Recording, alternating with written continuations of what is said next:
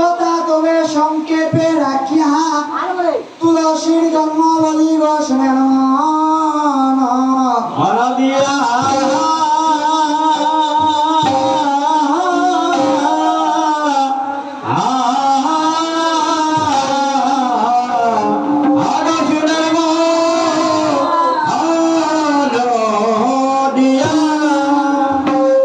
একদিন বৈকুণ্ঠেতে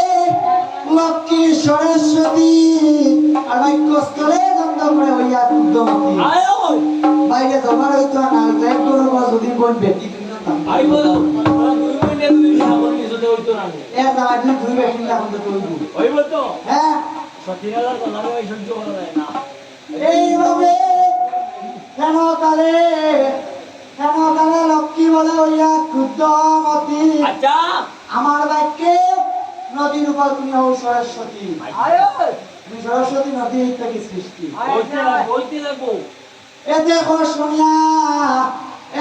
শুনিয়া তবে স্বামীরা বিনামানি হ্যাঁ আমার বাক্যে বৃক্ষ রূপা তুমি হও নারায়ণী খুব ভালো হইছে এই মতে বাক্যস্থলে দ্বন্দ্ব করে দুইজন আচ্ছা কেন কালে আসিলা গো দেব নারায়ণ বাবন দুইজনের হাতে ধরি বাঙ্গিলা বিবাদ লক্ষ্মীরে ডাকিয়া আনিয়া কইলা সংবাদ বাবন কি ও যাই তুমি দেখাও জানে দৌড়াইয়া নাই তুমি যদি বিকুল পাও কেন বাদ করে দিও হায় হায় তুমিও বৃক্ষ রূপা তুলসী আমি শিলাব সরলা বসিলাম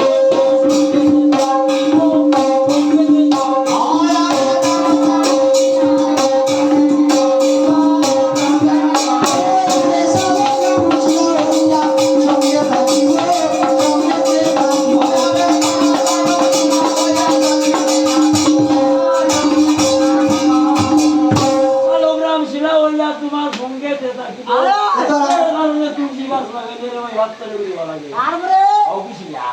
এইভাবে মরতে তুলসী নাই ভাবে দেবগণ তারপরে যদি তুলসী না হয় ভাই তাকে হইতো না কিভাবে হইবে দেবতার পূজার অর্চন নারদকে ডাকিয়া আনিয়া কইলা দেবগণ হোসাইন বিষ্ণুপুর হইতে তুলসী আনা মরতে ও